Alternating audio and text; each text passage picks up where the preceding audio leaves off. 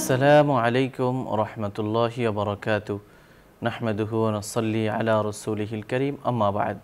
সম্মানিত দর্শক শ্রোতা, কাছে দূরে, দেশে কিংবা প্রবাসে যে যেখানে বসে টিভির পর্দায় অথবা ইউটিউব চ্যানেলে আমাদের দেখছেন, সবাইকে জানাই আন্তরিক শুভেচ্ছা ও অভিনন্দন। প্রিয় দর্শক, এই সকালে সবার সুস্থতা, সুন্দর দিন কামনা করে আজকে আমরা ইসলামী প্রোগ্রাম শুরু করছি। আপনারা জানেন, এই অনুষ্ঠানে প্রতিদিন কোরআন সুন্নাহর আলোকে ইসলামের বিভিন্ন গুরুত্বপূর্ণ বিষয় নিয়ে আলোচনা করা হয়ে থাকে। আলোচনা করেন দেশের বিশিষ্ট ইসলামী চিন্তাবিদরা। সেই ধারাবাহিকতায় আজও আমরা আমন্ত্রণ জানিয়েছি দেশের একজন বিশিষ্ট ইসলামী চিন্তাবিদকে। আজ আমাদের সঙ্গে যোগ দিয়েছেন মুফতি ইব্রাহিম সুলতান, মুহাদ্দিস, মারকাজুল বুহুস আল ইসলামিয়া, আফতাবনগর, ঢাকা। আসসালামু আলাইকুম ওরহমতুল্লাহি ওয়াবারাকাতুহু। ওয়ালাইকুম আসসালাম রহমতুল্লাহি বারাকাতুহু। মোহতারাম, কেমন আছেন? আলহামদুলিল্লাহ, ভালো আছি। আপনি ভালো আছেন? আলহামদুলিল্লাহ। প্রিয় দর্শক, আজ আমরা যে বিষয়ে কথা বলবো সেটি হলো সূরা আলাকের তাফসীর। পবিত্র কুরআনুল কারীমের ৯৬তম সূরা হলো সূরা আল আলাক। এর মধ্যে ১৯টি আয়াত রয়েছে। এই সূরা মক্কায় নাজিল হয়েছে। এর আগের সূরা হলো সূরা ৩ এবং তার পরের সূরা হলো সূরা আল কদর। সূরা আল আলাক বিভিন্ন কারণে মানুষের কাছে পরিচিত। মানবতার প্রতি নবুয়তের প্রথম উপহার হলো সূরা আল আলাক, যেখানে মুসলমানদেরকে পড়ার প্রতি উদ্বুদ্ধ করা হয়েছে। মুসলমানরা একটি পড়াশোনা করা জাতি, সে বিষয়ে ফোকাস করা হয়েছে, সে বিষয়ে আলোকপাত করা হয়েছে। পাশাপাশি ইসলামের প্রথম বার্তা, ওহীর মাধ্যমে ইসলামের প্রথম বার্তাগুলো কী ছিল তা এই সূরার মধ্যে নাজিল করা হয়েছে, এই সূরার মধ্যে বিবৃত হয়েছে। সুতরাং বিভিন্ন কারণে এই সূরাটি আমাদের জন্য গুরুত্বপূর্ণ। এই সকালে আমরা পবিত্র কুরআনুল কারীমের প্রথম অবতীর্ণ হওয়া, যদিও এই সূরাটি ধারাক্রম অনুযায়ী ৯৬তম সূরা, কিন্তু ওহী অবতরণ হিসাবে এই সূরাটি পবিত্র কুরআনুল কারীমের প্রথম সূরা। এই সূরা সম্পর্কে জানা আমাদের জন্য একটি গুরুত্বপূর্ণ বিষয়। সুতরাং আর দেরি না করে আমরা জানবো আজ সূরা আল আলাকের তাফসীর। আসুন আমরা আমাদের সম্মানিত অতিথির কাছ থেকে এ বিষয়ে, এই সূরার তাফসীর বিষয়ে সবিস্তারে জেনে নিই। জাযাকুমুল্লাহু খাইরান। হামিদা ওয়া মুসাল্লিয়া ওয়া মুসাল্লিমা, আম্মা বা'দ। আজ আমরা আলোচনা করব সূরা আলাক নিয়ে। এই সূরাটি কোরআন মাজিদের ১৪৪ সূরার মধ্যে ৯৬তম সূরা। ১১৪টি সূরার মধ্যে, ১১৪টি সূরার মধ্যে ৯৬ নম্বর সূরা। এতে ১৯টি আয়াত রয়েছে। এই সূরাটি মক্কায় অবতীর্ণ হয়েছে। এই সূরাটি প্রথমত দুই ভাগে বিভক্ত। এক ভাগ হচ্ছে প্রথম ৫ আয়াত, দ্বিতীয় ১৯ পর্যন্ত ৬ থেকে নিয়ে এটি হচ্ছে দ্বিতীয় ভাগ। এই আয়াতগুলো মক্কায় অবতীর্ণ হয়েছে, তবে প্রথম ৫ আয়াত সর্বপ্রথম নাজিল হয়েছে কোরআনের। আর শেষের যেই ৯ থেকে শেষ পর্যন্ত যেই আয়াতগুলো আছে এগুলো ধীরে ধীরে পরবর্তীতে নাজিল হয়েছে। এই সূরার নামের ব্যাপারে দুটি মত রয়েছে।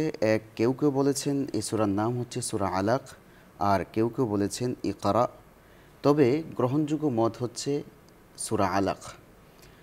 কেউ বলেছেন যে ইকরা এই জন্য যেহেতু এর প্রথম অংশই হচ্ছে ইকরা, পড়া দিয়ে শুরু করা। আর কেউ কেউ বলেছেন যে আসলে এটা যেহেতু মানুষের সৃষ্টি নিয়ে আলোচনা হয়েছে শুরু থেকে, এজন্য এই সূরার নাম রাখা হয়েছে আলাক। এই সূরা নাজিলের প্রেক্ষাপটটা কি, আসলে কখন নাজিল হয়েছে এই সূরাটি? আমরা যদি লক্ষ্য করি, ইসলামের আজ ১৫শততম বছর। এই ১৫০০ বছর আগে, ইসলাম আসার পূর্বে এই পৃথিবীতে হানাহানি, মারামারি, খুনাখুনি এমন কিছু ছিল না যা তাদের মধ্যে ছিল না। তাদের মধ্যে খুন খারাপি ছিল, রাহাজানি ছিল, ডাকাতি ছিল, অন্যের উপর জুলুম করা, অত্যাচার করা, অন্যায়ভাবে দুর্বলদের উপরে খুব বেশি পরিমাণে অত্যাচার করা, এই ধরনের সব কিছুই খারাপ দিকগুলো তাদের মধ্যে ছিল। এই খারাপ অবস্থার মধ্যে কোনো ধরনের শিক্ষা ছিল না। কিছু কিছু মানুষের মাঝে কিছু শিক্ষা ছিল, তবে সেটা ছিল জাগতিক, যে শিক্ষায় তাদেরকে অন্ধকার দিকে আলোর দিকে নিয়ে আসতে পারেনি, এমন শিক্ষা ছিল তাদের মাঝে। তাদের মাঝে কবিতার বৈঠক হতো, তাদের মাঝে গল্পের বৈঠক হতো, তারা একে অপরের সঙ্গে প্রতিযোগিতা করত, কথা কাটাকাটি করত, তাদের মধ্যে বাকযুদ্ধ খুব বেশি হতো। তারা একে অপরের সঙ্গে বহু প্রতিযোগিতা করেছেন শুধু বাকযুদ্ধ নিয়ে। এভাবে কবিতার এবং শেরের বহুত মোবাহাসা হয়েছে, আলোচনা হয়েছে, কিন্তু তাদের মধ্যে যে শিক্ষাটা থাকতো, যেই শিক্ষার মাধ্যমে একজন মানুষ আলোকিত হয়, একটা পরিবার আলোকিত হয়, একটা সমাজ আলোকিত হয়, এই ধরনের কোনো শিক্ষাই তাদের মাঝে ছিল না। এমন একটা পরিস্থিতি দাঁড়িয়েছিল যে তাদের ভেতরে এতটাই অন্ধকার চলে আসছে, যে অন্ধকারের কারণে নিজের মেয়েকে পর্যন্ত তারা জীবন্ত কবর দিয়ে ফেলেছে। এক তো মেরে তাদেরকে কবর দিত, কিন্তু পর্যায়টা এমন এসেছে যে তারা জীবন্ত কবর দিয়ে ফেলতো। আর স্ত্রীদেরকে যে ধরনের মারতো এবং তাদের উপর যে অত্যাচার করতো, সে অত্যাচারের সীমাহীন বর্ণনা, সেখানে বর্ণনা দেওয়ার মতো কোনো সুযোগই নেই। অধিকার বলতে যে একটা বিষয় ছিল, সেটা নারীর হোক, মেয়ের হোক, পরিবারের হোক, ভাইয়ের হোক, বোনের হোক, এই ধরনের অধিকার বলতে কোনো শব্দই ছিল না তাদের মাঝে। এই ধরনের একটা পরিস্থিতি ওই সময় বিরাজ করছিল। ঠিক ওই মুহূর্তে আল্লাহ সুবহানাহু ওয়া তাআলা চাইলেন যে এই গোটা জগতের মধ্যে শিক্ষার আলো ছড়াবেন, যে আলোর মাধ্যমে মানুষ আলোকিত হবে, যে আলোর মাধ্যমে মানুষ জুলুম থেকে বেরিয়ে আসবে, যে আলোর মাধ্যমে মানুষ অন্ধকার থেকে বেরিয়ে আসবে। ঠিক ওই সময় আল্লাহ সুবহানাহু ওয়া তাআলা আমাদের প্রিয় নবীকে এই দুনিয়াতে পাঠালেন। প্রিয় নবীর আগমনের পর শুরুতেই আল্লাহ তাআলা ওনার ওপর ওহী নাজিল করেননি, কোনো ধরনের বিধান দেননি। কেননা আল্লাহ সুবহানাহু ওয়া তাআলার রীতি হচ্ছে সব কিছু মধ্যম পন্থায় করা। এজন্য আল্লাহ সুবহানাহু ওয়া তাআলা যখন নবীকে পৃথিবীতে পাঠালেন, তখন ওনার মাঝে যদিও ওই সময় এমন একটা পরিবেশ ছিল না যে শিক্ষার পরিবেশ, যার ফলে তিনি শিক্ষা গ্রহণ করার জন্য বিভিন্ন জায়গায় যেতে পারবেন, এই ধরনের কোনো পরিবেশ ছিল না। কিন্তু আল্লাহ সুবহানাহু ওয়া তাআলা নিজ কুদরতে ওনার দিলটাকে পবিত্র রেখেছেন। যদিও প্রাতিষ্ঠানিকভাবে কোনো পর্যায়ে ছিল না শিক্ষার জন্য, কিন্তু দিল পরিষ্কার থাকার কারণে ওনার মাঝে ওই সময়ের যে অন্ধকার, সে অন্ধকার কোনোভাবে ওনাকে স্পর্শ করতে পারেনি। আল্লাহ সুবহানাহু ওয়া তাআলার বিশেষ কুদরতে ধীরে ধীরে আমাদের প্রিয় নবী যখন বড় হচ্ছিলেন, ওই সময়ের ভিতরে উনি কিন্তু দাওয়াত দেননি যে আমার ওপর ওহী নাজিল হয়েছে, পূর্বের যুগের বিভিন্ন ঘটনা তিনি বলতেন, এমন কিছুই ছিলেন না। বরং ওনার সম্ভ্রান্ত যে পরিবারে উনি জন্মগ্রহণ করেছেন, ওনার এই পারিবারিকভাবে উনি একটা সম্ভ্রান্ত ছিলেন, যার ফলে মানুষের মাঝে আমানতদারিতা বিভিন্নভাবে উনি সমাদৃত হয়েছিলেন।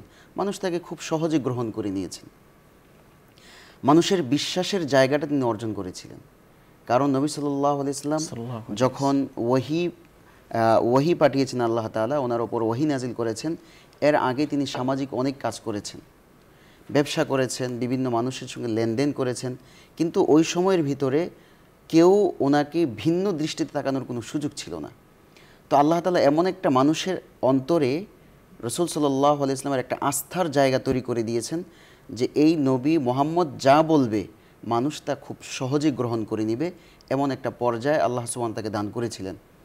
40 বছর বয়সের আগে তিনি কিছু স্বপ্ন দেখা শুরু করলেন। রাতের বেলায় কিছু স্বপ্ন দেখতেন, যে স্বপ্নগুলো সকাল হলে, দিন হলে উনি স্পষ্ট এগুলোর বাস্তবায়ন দেখতে পেতেন। যে রাতে যা দেখেছেন সকালে উঠে দেখতেন তাই বাস্তবায়ন হয়েছে। এগুলো খাদিজা রাদিয়াল্লাহু তাআলা আনহার সঙ্গেও তিনি শেয়ার করতেন না, যখন প্রাথমিকভাবে স্বপ্নে দেখতেন। এই স্বপ্নগুলো দেখার পর উনি নির্জনতা অবলম্বন করলেন। আর প্রতিকূল পরিবেশে আসলে ইবাদত করা, অনুকূল পরিবেশে ইবাদত করা কিন্তু খুব সহজ। সবাই নামাজ পড়তেছে, আমিও নামাজ পড়তেছি, সবাই রোজা রাখছে, আমিও রোজা রাখছি, কিন্তু কেউ যখন নামাজ পড়ে না, কোনো ইবাদতের পরিবেশ নেই, ওই অবস্থায় যে ব্যক্তি ইবাদত করতে পারবে, তাহলে বোঝা গেল সে প্রতিকূল অনুকূল সর্ব অবস্থায় ইবাদত করা তার জন্য সহজ হয়ে যাবে। আর আল্লাহ তাআলা ওই অবস্থাগুলো খুবই পছন্দ করেন। তো রাসূলুল্লাহ সাল্লাল্লাহু আলাইহি ওয়াসাল্লাম ওই সময় প্রতিকূল পরিবেশে তিনি ইবাদতে মগ্ন ছিলেন। হেরা গুহায় চলে গেছেন, নির্জনে চলে গেছেন, খাবার নিয়ে গেছেন, এমন মাঝে মাঝে খাবার শেষ হয়ে গেলে উনি নিয়ে আসতেন, আবার কখনো কখনো দিয়ে আসতেন। এইভাবে তিনি দীর্ঘ সময় ধরে, প্রায় 6 মাস ধরে তিনি নির্জনতা অবলম্বন করেছেন, আল্লাহ তাআলার আনুগত্য করেছেন।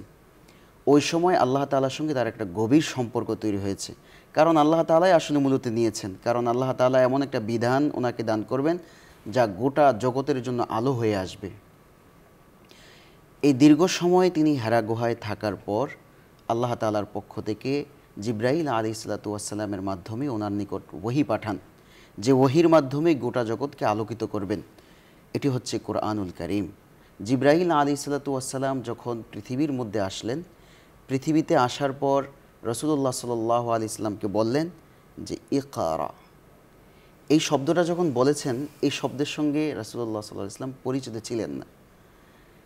এই শব্দ শোনার পর উনি তো বলছেন আমি তো পড়তে পারি না। তখন চাপ দিয়েছেন, জোরে চাপ দিয়েছেন, এমন একটা চাপ দিয়েছেন, বলছে আমার মনে হচ্ছে যে প্রাণ বেরিয়ে হয়ে যাচ্ছে, এমন একটা অবস্থা। কারণ কোরআন যেহেতু ভারী জিনিস, পাহাড় তো গ্রহণ করেনি, অন্য কেউ গ্রহণ করেনি, একমাত্র মানুষ এটা গ্রহণ করেছে। একটা ভারী বিষয় যখন নাজিল হয়েছে, ওনার অন্তর পুরো কেঁপে উঠেছে। উনি বলছেন মা আনা বিকারিন, আমি পড়তে পারবো না, আমি তো পড়তেই যাই না, আমি কিভাবে পড়ব। এরপর বহু চাপ দিয়েছেন, দ্বিতীয়বার আবার চাপ দিয়েছেন, বলছে ইকরা, আপনি পড়েন।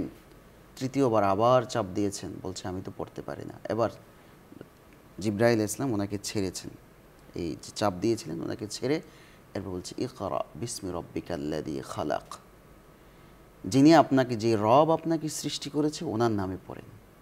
এটাই ছিল প্রথম আয়াত যে পৃথিবীর মধ্যে আল্লাহ তাআলা এই নাজিল করেছেন।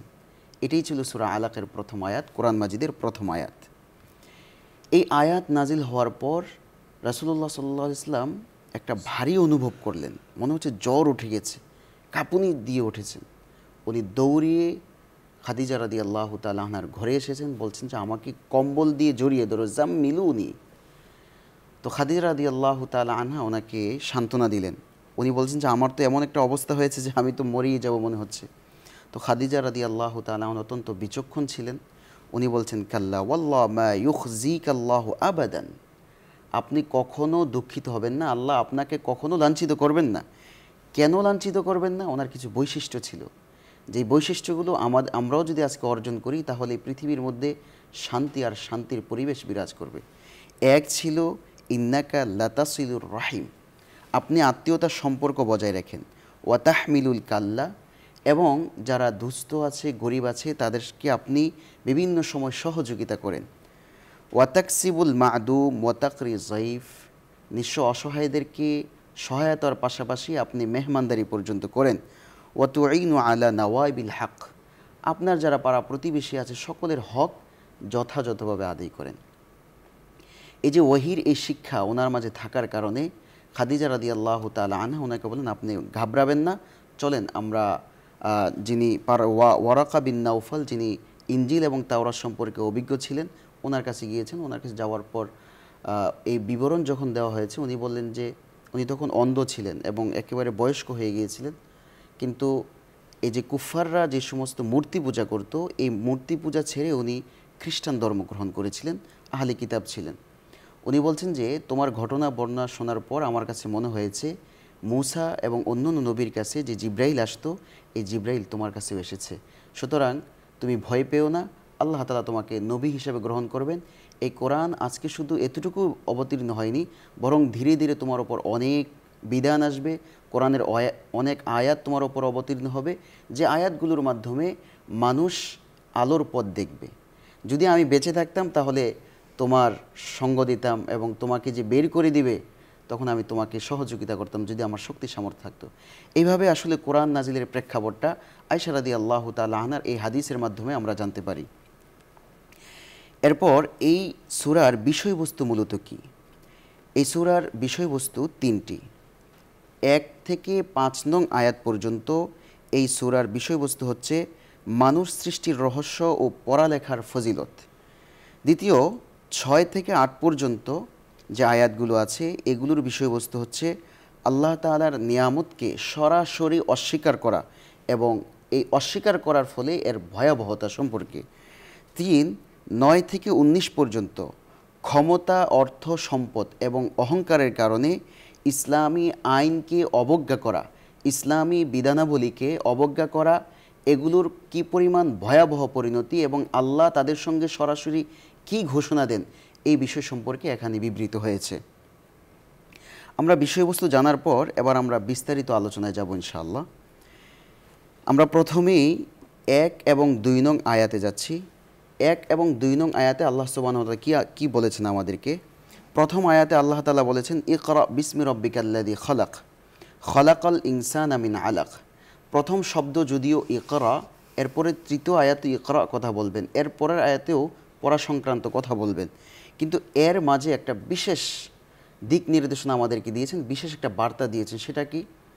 আমরা যে পৃথিবীতে এসেছি আমরা আসলে দুর্বল ছিলাম, আমরা কিছুই ছিলাম না। সেই দুর্বল থেকে আল্লাহ তাআলা মিনাল কুওয়া মিনাজ যুরফি ইলাল কুওয়া, আল্লাহ দুর্বলতা থেকে আমাদেরকে শক্তিশালী করেছেন। এই পর্যায়টা কেন বলেছেন? কারণ মানুষ পৃথিবীতে এসে এই জিনিসটা ভুলে যায়, সে যে দুর্বল ছিল, সে যে কিছুই ছিল না, এই জিনিসটা তার মাঝে আর থাকে না। এর ফলে আল্লাহ তাআলা সর্বপ্রথম কোরআনের মধ্যে যে আয়াতটা নাজিল করেছেন, এটা ইঙ্গিত করেছেন যে দেখো পৃথিবীর মধ্যে যত সৃষ্টি আছে বিশেষভাবে মানুষ অত্যন্ত দুর্বল, দুর্বলকে আমি শক্তিশালী করেছি। কিভাবে শক্তিশালী করেছি? সূরা মুমিনুনের মধ্যে আল্লাহ তাআলা খুব সুস্পষ্ট ভাষায় বলেছেন যে এই শক্তিশালী করা এটা কেবলমাত্র আমার দ্বারাই সম্ভব হয়েছে। কিভাবে? ওয়ালাকাদ খলাকনাল ইনসানা মিন সুলালাতিন মিন তিন, আল্লাহ সুবহানাহু ওয়া তাআলা আমাদেরকে মাটি থেকে সৃষ্টি করেছেন। আসলে মাটি জিনিসটা কি? মাটির কথা কেন বললেন? অন্য অনেক আয়াতের মধ্যে আল্লাহ তাআলা মাটির কথা বলেছেন, মাটির কথা কেন বললেন? আমরা যদি খুব লক্ষ্য করে দেখি, যে জমিন দিয়ে যে মাটির উপর দিয়ে আমরা হাঁটি, আমরা কত গর্ব করে হাঁটি, মাটি কিন্তু আমাদের কিছুই বলে না। মাটির উপর আমরা কত বড় বড় বিল্ডিং উঠাই, কিন্তু মাটি কিছুই বলে না। মাটির উপর কত বিশাল ফ্যাক্টরি তুলি, মাটি কিন্তু কিছুই বলে না। মাটিকে বারবার আমরা কাটি, কিন্তু মাটি কিছুই বলছে না, কারণ মাটির ভিতরে সবচেয়ে ধৈর্যশীলতার গুণ আছে। এজন্য মানুষও যদি ধৈর্যশীলতার গুণ তার মাঝে নিয়ে আসতে পারে, তাহলে সে হবে সবচেয়ে উত্তম শ্রেষ্ঠ মানুষ। এজন্য আল্লাহ সুবহানাহু ওয়া তাআলা সর্বপ্রথম বলেছেন তোমরা কিছুই ছিল না, মাটি ছিলা। এই মাটি থেকে আমি তোমাদেরকে নুতফাতে রূপান্তরিত করেছি, কারণ নুতফা যেটা বীর্য, সেটার মধ্যে স্বাভাবিকভাবে বেশি অংশ মাটির একটা নির্যাস থাকে। আল্লাহ বলছেন দেখো তোমাকে আমি এমনভাবে তৈরি করেছি, তুমি যদিও দুর্বল কিন্তু পৃথিবীর সবচেয়ে শক্তিশালী সৃষ্টি আমি তোমাদেরকে বানাবো। এই জন্য তোমাদেরকে এমন জায়গায় রাখবো যেটা সবচেয়ে নিরাপদ হবে। এই জন্য আল্লাহ বলছেন ফি কারারিম মাকিন, সবচেয়ে নিরাপদ জায়গা। কারণ মায়ের এই জায়গায় নিরাপদ, এর চেয়ে পৃথিবীর কোনো জায়গা নিরাপদ হতে পারে না। সবচেয়ে নিরাপদ জায়গা আল্লাহ আমাদেরকে রেখেছিলেন। এরপর আল্লাহ তাআলা বলছেন থুম্মা খলাকনা নুতফাতা আলাকা, এই বীর্য থেকে তোমাদেরকে আমি একটা রক্তপিণ্ডতে রূপান্তরিত করেছি। এটা রক্ত ছিল, মানুষ রক্তকে খুব অপছন্দ করে, রক্ত দেখলে ভয় পায়, কিন্তু আমরা শুরুতে রক্তই ছিলাম। এরপর আল্লাহ তাআলা বলছেন ফা খলাকনাল আলাকাতা মুদগা, এরপরে তুমি খুব বেশি বড় হয়ে যাওনি, ছোট্ট করে তোমাকে একটা মাংসপিণ্ডতে রূপান্তরিত করেছি, ছোট্ট একটা মাংস ছিল। এরপর ফা খলাকনাল মুদগাতা ইজামা, এরপর আল্লাহ তাআলা আমাদেরকে গোশত দিলেন। ফাকাসাউনাল ইজামা লাহমা, হাড্ডি দিলেন, এই হাড্ডির উপর তিনি আমাদের গোশত দিলেন। এরপর আল্লাহ বলেন থুম্মা আনশানাহু খালকান আখার, এরপর তোমাদেরকে আমি এমন একটা মানুষরূপে সৃষ্টি করেছি। ফাতাবারাকাল্লাহু আহসানুল খালিকিন, পৃথিবীর মধ্যে সবচেয়ে সুন্দর সৃষ্টি হচ্ছে তোমরা। এই যে আল্লাহ সুবহানাহু ওয়া তাআলা আমাদেরকে এভাবেই সৃষ্টি করলেন, এটাকে বলা হয় মিনাজ যুরফি ইলাল কুওয়া। এটা কেন করলেন? এই জায়গায় মুফাসসিরিন ইকরাম বলেছেন যে ইকরা বিসমি রব্বিকাল্লাযী, আল্লাহ তাআলা তার সত্তার যে নাম আছে আল্লাহ, এই শব্দটা তিনি বলেননি। এখানে তো উচিত ছিল সর্বপ্রথম কোরআনের আয়াত নাজিল করেছেন, এই জায়গায় বলতে পারতেন বিসমিল্লাহ, এই কথা না বলে, আল্লাহ শব্দটা না বলে রব্বুন শব্দটা বলেছেন। এর ব্যাখ্যায় মুফাসসিরিন ইকরাম দুটো মত দিয়েছেন। এক মত হচ্ছে, দেখুন নামের চেয়ে মানুষের যে গুণবাচক শব্দগুলো আছে এগুলো বলতে এবং লিখতে স্বাচ্ছন্দ্য বোধ করে। যেমন কেউ কারো নাম বলে না, বলে যে প্রধানমন্ত্রীর স্মারক, রাষ্ট্রপতির স্মারক, তো সেক্ষেত্রে মানুষ এটাকে খুব বেশি আগ্রহ করে নেয়। তো এই জন্য আল্লাহ তাআলা তার সিফাতি নামগুলো উল্লেখ করেছেন, তার জাতের নাম উল্লেখ করেননি। আর দ্বিতীয় যে মতটি আছে, চমৎকার একটি মত, তা হচ্ছে রব বলা হয় ওই সময় কাফেরেরা কিন্তু আল্লাহকে স্বীকার করত। তবে এই যে মানুষ সৃষ্টি অথবা পৃথিবী সৃষ্টি, মানুষকে বড় করা, লালন পালন করা, মানুষকে রিজিক দেওয়া, এগুলোর ক্ষেত্রে তারা মনে করত যে দেবতারাও আল্লাহর সঙ্গে শরীক আছে এই লালন পালনের ক্ষেত্রে। এই জন্য আল্লাহ সুবহানাহু ওয়া তাআলা বললেন যে দেখো তোমাদের সৃষ্টি থেকে একেবারে শেষ পর্যন্ত, আবার তোমাদেরকে উঠানো পর্যন্ত, পুরস্কার দেওয়া, জান্নাত এবং জাহান্নাম পর্যন্ত পৌঁছানো পর্যন্ত তোমাদেরকে আমি আল্লাহ তাআলা লালন পালন করি। আর লালন পালন করার দায়িত্ব হচ্ছে রবের। এজন্য আল্লাহ সুবহানাহু ওয়া তাআলা এখানে আল্লাহ শব্দ না বলে বলেছেন বিইসমি রব্বিক। এরপর আল্লাহ বলছেন খলাকাল ইনসানা মিন আলাক। মানুষের এই পরিচয় যাওয়ার পর আল্লাহ সুবহানাহু ওয়া তাআলা এবার দ্বিতীয় একটি অংশে গেলেন যে মানুষ তো সবাই, কাফেরও মানুষ, খ্রিস্টানও মানুষ, সকলেই মানুষ। তবে কোন মানুষ আল্লাহর কাছে সবচেয়ে গ্রহণযোগ্য এবং কোন মানুষগুলো পৃথিবীর মধ্যে আলোকিত হবে এবং কোন মানুষগুলো আল্লাহর পছন্দনীয় হবে, এর পরের গুণটা আল্লাহ সুবহানাহু ওয়া তাআলা এর পরের আয়াতগুলোতে বলেছেন। এর পরের আয়াতগুলোতে আল্লাহ বলেন, ইকরা ওয়া রাব্বুকাল আকরাম, পড়ো। প্রথমে বললেন পড়ো, এরপরেও বললেন পড়ো। ওয়া রাব্বুকাল আকরাম, তোমার রব মহান। তোমার রব যেহেতু মহান, তোমার এই মহান রব বলছেন ইকরা, তুমি পড়ো। প্রথমে আল্লাহ বলেন ইকরা, পরেও আল্লাহ বলেন ইকরা। পড়ার এত গুরুত্ব কেন দিলেন? এর কারণ হচ্ছে পৃথিবীর মধ্যে যদি পড়া না থাকে তাহলে মানুষ কখনো অন্ধকার থেকে আলোর পথ দেখবে না। পৃথিবীর মধ্যে সমাজের ভিতরে শান্তি প্রতিষ্ঠা হবে না, রাষ্ট্রের ভিতরে শান্তি প্রতিষ্ঠা হবে না, বিশ্বের মধ্যে শান্তি প্রতিষ্ঠা হবে না। এরপর আল্লাহ বলেন আল্লাযী আল্লামা বিল কলাম, তবে শুধু পড়লেই হবে না, লিখতে হবে। এই আয়াতগুলোর মধ্যে এক তো হলো পড়ার ফজিলত পাওয়া গেল, দ্বিতীয় হলো লেখার ফজিলত পাওয়া গেল। সর্বপ্রথম হযরত দাউদ আলাইহিসসালাতু ওয়াসসালাম এই কলমের মাধ্যমে লিখেছেন। এই কলম সাহায্যে লেখা এবং পড়া দুটোই যে কোনো ধর্মকে অনেক উঁচু করে তুলবে, যে কোনো সমাজকে, যে কোনো পরিবারকে, যে কোনো রাষ্ট্রকে সমন্বিত করবে এবং উন্নতি রাষ্ট্র হিসাবে ঘোষণা করবে। এর সর্ববেশি প্রভাব হচ্ছে পড়া এবং লেখা। পড়া যদি থাকে, লেখা না থাকে, তাহলে মানুষ কখনো উন্নত করতে পারবে না। কারণ মানুষের এই বার্তাগুলো, ইলমগুলো, জ্ঞানগুলো পৃথিবীর মধ্যে ছড়াবে না। এজন্য দেখা যায় ইসলামী শরীয়তে পড়া এবং লেখার গুরুত্ব সবচেয়ে বেশি। ইসলামী রাষ্ট্র যখন কায়েম হয়, রাসূলুল্লাহ সাল্লাল্লাহু আলাইহি ওয়াসাল্লাম যখন সাহাবায়ে কেরামকে দ্বীন শিখিয়েছেন, তখন তিনি পড়তেও বলেছেন আবার লিখতেও বলেছেন, যার ফলে পৃথিবীর মধ্যে এমন কোনো ধর্ম নাই যে ধর্ম বিকৃত হয়নি। কেবলমাত্র এমন একটি ধর্ম যেটা তার আপন অবস্থায় এখনো বহাল আছে, সেটা হচ্ছে ইসলাম। ইসলাম এই ধর্ম কেন আপন অবস্থায় বহাল আছে, এখনও কেন বিকৃত হয়নি, এর প্রধান কারণ হচ্ছে পড়া এবং লেখা। এই জাতি, মুসলিম জাতির প্রধান বৈশিষ্ট্য হচ্ছে পড়া এবং লেখা। আমরা যদি সাহাবায়ে কেরামের যোগের দিক লক্ষ্য করি তাহলে দেখতে পারবো যে সাহাবায়ে কেরামের মধ্যে পড়া এবং লেখার সবচেয়ে বেশি আগ্রহ ছিল। আবু হুরায়রা রাদিয়াল্লাহু তাআলা আনহু, উনি আসহাবে সুফফাতে বসেছিলেন শুধু পড়ার জন্য, শুধু লেখার জন্য। এবং ইসলামের ইতিহাসে যদি আমরা লক্ষ্য করি তাহলে আজ পর্যন্ত আমরা হাদিস দেখি, কোরআন দেখি, এই কোরআন মানুষ পড়ে এবং লিখে। পড়া এবং লেখার মাধ্যমে আজও পুরো পৃথিবীর মধ্যে কোরআন ভাস্বর হয়ে আছে। কেন? কারণ এটা লিখিত আছে এবং পড়ার মধ্যেও চলে। পাশাপাশি হাদিসের যদি আমরা লক্ষ্য করি তাহলে হাদিসের এমন কোনো দিক নাই যে দিক লেখা হয়নি, সব দিক লেখা হয়েছে। হাদিসের মতন বলি, হাদিসের মূল পাঠ বলি, হাদিসের সনদ বলি, হাদিসের তর্জমা যারা বর্ণনা করেছেন তাদের জীবনী, এই সব কিছুই এখানে বর্ণিত হয়েছে। যার ফলে কেউ যে এখানে এসে তার ভুল ত্রুটি ধরবে, সেই ভুল ত্রুটির জায়গাগুলো চিহ্নিত করে দেওয়া হয়েছে। এজন্য ইসলামের এমন কোনো দিক নাই, যেমন আমরা আমাদের এই বর্তমান আধুনিক এবং পুরাতন যত ধরনের মাসাইল আমাদের জীবনের সম্মুখীন হই, আমরা যতগুলো বিধানের সম্মুখীন হই, সব কিছু লিপিবদ্ধ আছে। এজন্য ইসলাম সবচেয়ে গ্রহণযোগ্য ধর্ম। এটার বড় প্রমাণ হচ্ছে এটা পড়াও হয় আবার লেখাও হয়। এজন্য পড়া এবং লেখার প্রতি যেমন ইসলাম গুরুত্ব দিয়েছে, এই গুরুত্ব দেওয়ার ফলে পৃথিবীর মধ্যে সবচেয়ে সোনালী যুগ পার করেছে যারা পড়েছে এবং লিখেছে।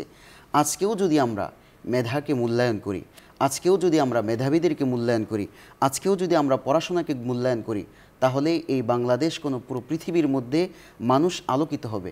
তবে কোন পড়ালেখা মানুষকে আলোকিত করবে? জাগতিক পড়ালেখা না ইলমে ওয়াহির পড়ালেখা? জাগতিক পড়াশোনার পাশাপাশি আমরা যদি ইলমে ওয়াহিকে ধারণ করতে পারি তাহলে আমাদের অবশ্যই ইনশাআল্লাহ দুনিয়া এবং আখিরাত উভয়টাই উজ্জ্বল হবে। কেবলমাত্র শুধু যদি আমরা জাগতিক ইলমটাকে, শিক্ষাটাকে আমরা প্রাধান্য দেই আর দ্বীনি শিক্ষাটাকে যদি আমরা কোনো ধরনের মূল্যায়ন না করি, তাহলে এর পরের অংশের মধ্যে আল্লাহ সুবহানাহু ওয়া তাআলা তার ধমকিটা দিয়েছেন যে কেবলমাত্র জাগতিক পড়াশোনার কারণে, আল্লাহকে না চিনার কারণে পরবর্তীতে আল্লাহ তাআলা যে ধমক দিয়েছেন, এই ধমকের শিকার কিন্তু আমরাও হব। কিভাবে? এর পরের আয়াতে আল্লাহ বলছেন কাল্লা ইন্নাল ইনসানা লা ইয়াতগা। এই আয়াত থেকে শেষ আয়াত পর্যন্ত তাদেরও কিন্তু জ্ঞান ছিল, তাদেরও ইলম ছিল, তবে তাদের এই ইলমটা আল্লাহর পরিচয়ের ইলম ছিল না। তাদের এই ইলমটা জাগতিক ইলম ছিল কিন্তু পরিশুদ্ধ ইলম ছিল না। যার ফলে রাসূলুল্লাহ সাল্লাল্লাহু আলাইহি ওয়াসাল্লাম যখন দ্বীনের দাওয়াত দিচ্ছিলেন, রাসূলুল্লাহ সাল্লাল্লাহু আলাইহি ওয়াসাল্লাম যখন নাকি মানুষকে আত্মশুদ্ধির পথ দেখাচ্ছেন, রাসূলুল্লাহ সাল্লাল্লাহু আলাইহি ওয়াসাল্লাম যখন নাকি মানুষকে আলোর পথ দেখাচ্ছেন, শিক্ষার পথ দেখাচ্ছেন, পড়ালেখার পথ দেখাচ্ছেন, ওই মুহূর্তে ওই সময়ের যে সমস্ত দাজ্জালগুলো ছিল, কুফফাররা ছিল, তারা নবী সাল্লাল্লাহু আলাইহি ওয়াসাল্লামের ব্যাপকভাবে উঠে পড়ে লেগেছেন তাকে আক্রমণ করার জন্য। এই আয়াতগুলো থেকে শেষ পর্যন্ত কাল্লা ইন্নাল ইনসানা লা ইয়াতগা, এই আয়াত থেকে আল্লাহ সুবহানাহু ওয়া তাআলা শুরু করেছেন যারা দুনিয়ার ভিতরে কেবলমাত্র জাগতিক লেখাপড়ার উসিলায়, এটাকে কেন্দ্র করে এবং তার ক্ষমতা এবং তার অর্থ, তার সম্পদ ইত্যাদির মাধ্যমে কেউ যদি দুর্বল শ্রেণীদের উপর এবং যারা লেখাপড়া করতে চায় এবং যারা মেধাবী আছে তাদের উপর আক্রমণ করে, তাদের উপর বিভিন্নভাবে টর্চার করে, আল্লাহ তাআলা তাদেরকে কঠিন হুঁশিয়ারি দিয়েছেন। এর মধ্যে এক হচ্ছে কাল্লা ইন্নাল ইনসানা লা ইয়াতগা। আবু জাহেল রাসূলুল্লাহ সাল্লাল্লাহু আলাইহি ওয়াসাল্লামের উপর বহু আক্রমণ করেছে। এই আয়াতের প্রেক্ষাপট ছিল রাসূলুল্লাহ সাল্লাল্লাহু আলাইহি ওয়াসাল্লাম নামাজ পড়ছিলেন। এই নামাজ যখন পড়তে গেছেন তখন হচ্ছে পরবর্তীতে যদি নামাজ পড়তে যায় তাহলে আমি তাকে পা দিয়ে মারিয়ে মেরে ফেলবো। এই কথা বলার পর আল্লাহর জাতের মধ্যে গুসা উঠে গেছে। আল্লাহ তাআলা কঠিন ভাষায় বলেছেন কাল্লা ইন্নাল ইনসানা লা ইয়াতগা। আর এই মানুষ, এই আবু জাহেল এবং তার দলবল, সে তো প্রকাশ্য অবাধ্যতা করেছে, তার এই অবাধ্যতা তাকে সীমা ছাড়িয়ে গিয়েছে। আর রাআহু ইস্তাগনা, তাকে তো আমি সম্পদ দিয়েছি, তাকে তো আমি ক্ষমতা দিয়েছি, সে এখন যে আচরণটা করছে এর মাধ্যমে বোঝা যাচ্ছে সে আল্লাহ তাআলার অমুখাপেক্ষী, আল্লাহর কাছে তার মুখাপেক্ষী তার কোনো দিক নেই। আজকাল পৃথিবীর মধ্যে মানুষ কিন্তু এমনটাই করছে, কিছুটা সম্পদ হয়ে গেলে, কিছুটা টাকা পয়সা হয়ে গেলে, কিছুটা ক্ষমতা হয়ে গেলে এই যে তার চারপাশের মানুষকে মানুষই মনে করে না, মনে হচ্ছে যে তারা একটা অথর্ব, তারা কোনো ভিন্ন জগতের প্রাণী, সে হচ্ছে উঁচু শ্রেণীর মানুষ। এইভাবে মানুষকে অবহেলা করে, এই অবহেলার ফলে আল্লাহ তাআলার ধমকি এর পরের আয়াতে বলেছেন ইন্না ইলা রব্বিকা রুজা। এই শ্রেণীর মানুষ যারা রয়েছে, যারা নিজেদের সামান্য ক্ষমতায়, সামান্য অর্থ সম্পদে নিজেকে অনেক বড় কিছু মনে করে, দিন শেষে কিন্তু আমার কাছে ফিরে আসতে হবে। আর আইতাল্লাযী ইয়ানহা, সরাসরি এখানে আল্লাহ তাআলা আবু জাহেলকে ঘোষণা দিচ্ছেন যে নামাজ পড়তেছে তাকে বাধা দিচ্ছে। আবদান ইদা সাল্লা, আমার এক বান্দা নামাজ পড়তেছে কাবা করে, সে বাধা দিচ্ছে। আর আইতা ইনকান আলাল হুদা, যারা হেদায়েতের পথে আছে তাদেরকেও বাধা দিচ্ছে। আও আমার বিত তাকওয়া, অথবা যিনি তাকওয়ার উপর আছে, আল্লাহকে ভয় করে, তাকেও বাধা দিচ্ছে, তাকওয়া অবলম্বন করতে পারবে না। আজকাল আমরাও পৃথিবীর মধ্যে দেখি যারা দিনই আলোচনা করতে চায়, দিনই লেখালেখি করতে চায়, দিনই মজলিস করতে চায়, অনেক মানুষ এমন আছে বারবার বাধা দিচ্ছে। আরে ভাই, শুধু আপনার কেন এখানে বাধা দেওয়ার বিষয়টা আছে? কারণ এগুলো সহ্য হচ্ছে না, হেদায়েতের কথা সহ্য হয় না, হেদায়েতের লেখা সহ্য হয় না, হেদায়েতের বার্তাগুলো তার সহ্য হয় না। এজন্য যাদের সহ্য হয় না সূরা আলাক তাদের খুব বেশি পরিমাণে পড়া উচিত। তাহলে বুঝতে পারবে যে আসলে এই ধরনের যদি বারবার বাধা দেওয়া হয় আল্লাহ তাআলার শাস্তিটা কতটা ভয়ানক। এই ভয়ানক পরিস্থিতিটা এর পরের আয়াতগুলোতে আসছে। আর আইতা ইনকাযযাবা ওয়া তাওয়াল্লা, সে তো সরাসরি অস্বীকার করেছে, এটা তো আমার বিধান, এই বিধানকে সে সরাসরি অস্বীকার করেছে। আলাম ইয়ালাম বিআন্নাল্লাহা ইয়ারা, সে কি মনে করতেছে যে সে যা করতেছে, যে ক্ষমতা দেখাচ্ছে, সম্পদের বড়াই করছে, এগুলিকে আমি দেখি না? আমি সব কিছু পাই করে দেখতেছি। কাল্লা লা ইল্লাম ইয়াংতা লানাসফাআম বিন নাসিয়া। এরপর আল্লাহ তাআলা খুব সতর্ক করে বলছেন, তোমাদেরকে আমি সতর্ক করে বলছি, যদি এই কাজ থেকে, দিনই কোনো আলোচনা, দিনই কোনো মজলিস, ইসলামী কোনো বিষয় থেকে তোমরা যদি বারবার বাধা দাও, তাহলে এর থেকে যদি তোমরা বিরত না হও, লানাসফাআম বিন নাসিয়া, এই যে চুলের এই অংশ থেকে তোমাদেরকে টেনে জাহান্নামে নিয়ে যাব। সূরা রহমানে আল্লাহ স্পষ্টভাবে বলেছেন ইউরাফুল মুজরিমুনা বিসিমাহুম ফায়ুখাযু বিন নাওয়াসি ওয়াল আকদাম, শুধু এই টোট ধরবে না, বরং পায়ের মধ্যে ছিগল বেঁধে তাদেরকে জাহান্নামে নিয়ে যাওয়া হবে। নাসিয়াতিন কাযিবাতিন খাতিয়া ফালইয়াদউ নাদি, আল্লাহ তখন বলবে শুধু তুমি কেন, তোমার সহযোগী যারা ছিল তাদেরকেও নিয়ে আসো। সানাদউ জাবানিয়া, তোমরা তাদেরকে নিয়ে আসো, আমি আমার পুলিশ ডাকবো, জাহান্নামের ফেরেশতাদেরকে ডাকবো। তখন দেখা যাবে তোমাদের পুরো পৃথিবীর শক্তি সামর্থ্য আমার পুলিশের সঙ্গে পারবে কিনা। আল্লাহ বলছে খাল্লা, কখনোই পারবে না। সুতরাং যখন পারবে না, যখন কিছুই করতে পারবে না, তখন তোমাদের কি করা উচিত? কাল্লা লা তুতিউহু ওয়াসজুদ ওয়াক্তারিব, তোমাদের একমাত্র করণীয় হচ্ছে আল্লাহকে স্বীকার করো, আল্লাহকে মানো, আল্লাহর বিধানগুলোকে মেনে নাও। এই জন্য এই গোটা সূরা থেকে আমরা দুটো বিষয় বিশেষভাবে জানতে পারলাম। এক হচ্ছে সর্বপ্রথম কোরআন নাজিল করার পর এই দিক নির্দেশনা দেওয়া হয়েছে, তোমরা মানুষ দুর্বল, তোমাদেরকে আমি নিজে শক্তিশালী করেছি, আর তোমরা তখনই শক্তিশালী হবে এবং সমৃদ্ধ হবা যখন তোমাদের মাঝে লেখা এবং পড়া এই উভয়টা গুণ তোমাদের সমাজ, পরিবার এবং রাষ্ট্রে থাকবে। তত দেশ উন্নত হবে এবং মেধাবীদের মূল্যায়ন যত করবে ততই দেশের সমৃদ্ধি বাড়বে। আর দ্বিতীয় বিষয় হলো, যারা আল্লাহ তাআলার বিধানকে অস্বীকার করে এবং যারা দিন মানতে চায়, দিনকে ফলো করতে চায়, দিনের কথা শুনে তাদেরকে তুচ্ছ-তাচ্ছিল্য করা, তাদের দিকে ভিন্ন দৃষ্টিভঙ্গি রাখা, তাদেরকে হেয় করা, হেয় প্রতিপন্ন করা, এটার শাস্তি বড় ভয়ানক। এটার শাস্তিটা কি? এক হচ্ছে, দুনিয়ার সমস্ত মানুষ যদি শক্তি সামর্থ্য নিয়ে ওঠে, আল্লাহ বলছে আমি তাদের বিরুদ্ধে লড়াই করব, আমার সৈন্য দিয়ে তাদের বিরুদ্ধে লড়াই করব। এজন্য সূরা আলাক থেকে আমাদের জীবনে শিক্ষা হচ্ছে, আমরা খুব বেশি পরিমাণে নিজেরা পড়াশোনা করব, নিজেদের ছেলে সন্তান, মেয়ে, আত্মীয় স্বজন, পাড়া প্রতিবেশী এবং পুরো দেশকে পড়ালেখার প্রতি উদ্বুদ্ধ করব, মেধাবীদেরকে মূল্যায়ন করব, আর আল্লাহ তাআলার এই বিধানাবলী যথাযথভাবে পালন করব এবং আল্লাহ তাআলার কোনো বিধানের প্রতি কোনো ধরনের বাঁকা দৃষ্টি করব না, হেয় প্রতিপন্ন করব না। তাহলে আমাদের জীবন হবে সমৃদ্ধ, দেশ হবে উন্নত। শুকরিয়া মোহতারাম, আপনি আমাদের বলছিলেন সূরা আলাকের তাফসীর। প্রিয় দর্শক, এতক্ষণ আমরা সূরা আল আলাকের তাফসীর শুনলাম, যেখানে পবিত্র কোরআনুল কারীমে মানুষকে পড়াশোনার প্রতি উদ্বুদ্ধ করা হয়েছে, পাশাপাশি ঔদ্ধত্যপূর্ণ আচরণ এবং অহংবোধ পিছনে ফেলে দিয়ে ছুঁড়ে মেরে এক আল্লাহর সামনে আনুগত্য প্রদর্শন, আত্মসমর্পণ করে আল্লাহর নৈকট্য লাভের তাগিদ দেওয়া হয়েছে। প্রিয় দর্শক, আলোচনার এই পর্যায়ে আমরা সংক্ষিপ্ত মুনাজাতে অংশগ্রহণ করব। আপনারা চাইলে আমাদের সঙ্গে মুনাজাতে শামিল হতে পারেন। আলহামদুলিল্লাহি রাব্বিল আলামিন, والصلاة والسلام على أشرف الأنبياء والمرسلين وعلى آله وصحبه أجمعين. اللهم لك الحمد كما ينبغي لجلال وجهك وعظيم سلطانك.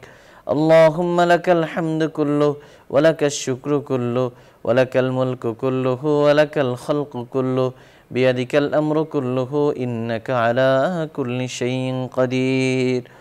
اللهم زدنا ولا تنقصنا وأكرمنا ولا تهنا واعطنا ولا تحرمنا وآثرنا ولا تؤثر علينا.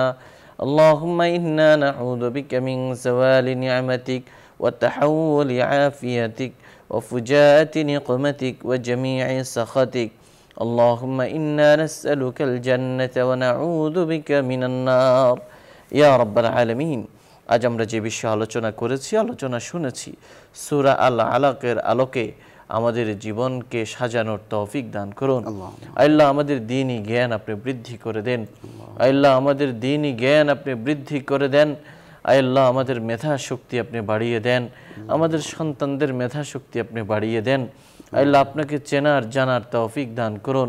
আল্লাহ আপনি যে নিয়ামত আমাদের দিয়েছেন, সে নিয়ামতের কদর জেনে বুঝে বিনয়ের সঙ্গে আল্লাহ দায়িত্ব পালন করার তৌফিক দান করুন। আল্লাহ ঔদ্ধত্য, অহংকার, অজ্ঞতা থেকে আপনি আমাদের হেফাজত করুন ইয়া রাব্বাল আলামিন। বেশি বেশি সাজদা করার মাধ্যমে আপনার নৈকট্য লাভ করার তৌফিক দান। ইয়া আল্লাহ, আমরা আপনার কাছে জান্নাত চাই, আপনি আমাদের জান্নাতুল ফেরদাউসের অধিবাসী করুন। আমরা আপনার কাছে জাহান্নাম থেকে মুক্তি চাই। আল্লাহ আমাদের জীবনকে সুখ সমৃদ্ধিতে ভরপুর করে দিন, আমাদের হৃদয়কে ইসলামের জন্য খুলে দিন। আল্লাহ আমাদের সম্মানজনক জীবিকা দান করুন। আল্লাহ সম্মানজনক আল্লাহ বাসস্থানের ব্যবস্থা করে দিন। আমাদের পথযাত্রা আল্লাহ আপনি নিরাপদ করে দিন। আমাদেরকে আসমানি জমিনি বালা মুসিবত থেকে হেফাজত করুন, সব ধরনের অনিষ্ট ক্ষয়ক্ষতি থেকে হেফাজত করুন। আল্লাহ বসুন্ধরা গ্রুপের মাননীয় চেয়ারম্যানকে আপনি হেফাজত করুন, তার স্বপ্নগুলো বাস্তবায়িত করে দিন। এদেশের ব্যবসা প্রতিষ্ঠানগুলোকে আল্লাহ সম্প্রসারিত করে দিন। আল্লাহ এদেশের মানুষের অর্থনীতির গতি আপনি সচল করে দিন ইয়া রাব্বাল আলামিন। আপনি আমাদের জন্য যাবতীয় কল্যাণের ফয়সালা করুন, সমস্ত অকল্যাণ থেকে আমাদের হেফাজত করুন ইয়া আল্লাহ। আপনি আমাদেরকে মৃত্যুর পরের জীবনের জন্য প্রস্তুতি গ্রহণ করার তৌফিক দান করুন। আল্লাহ সবার শুভ বুদ্ধির উদয় ঘটিয়ে দিন, সবার মধ্যে সুচিন্তার উদয় ঘটিয়ে দিন। এই দেশকে দুর্নীতি মুক্ত করে দিন। আল্লাহ এই দেশের মানুষগুলোকে সৎ মহৎ বানিয়ে দিন। আল্লাহ আমাদের নেক দোয়াগুলোকে কবুল ও মঞ্জুর করুন। আমাদের স্বপ্নগুলো বাস্তবায়িত করে দিন, আমাদের নেক তামান্নাগুলো পূরণ করে দিন। সুবহানা রাব্বিকা রাব্বিল ইজ্জাতি আম্মা ইয়াসিফুন ওয়া সালামুন আলাল মুরসালিন আলহামদুলিল্লাহি রাব্বিল আলামিন। প্রিয় দর্শক, এতক্ষণ ধরে অত্যন্ত ধৈর্য সহকারে আপনারা শুনছিলেন আপনাদের প্রিয় অনুষ্ঠান আলোকিত প্রতিদিন। পুরো সময় আমাদের সঙ্গে থাকার জন্য ধন্যবাদ। ওমা আলাইনা ইল্লাল বালাগ। আসসালামু আলাইকুম ওয়া রাহমাতুল্লাহি ওয়া বারাকাতুহু।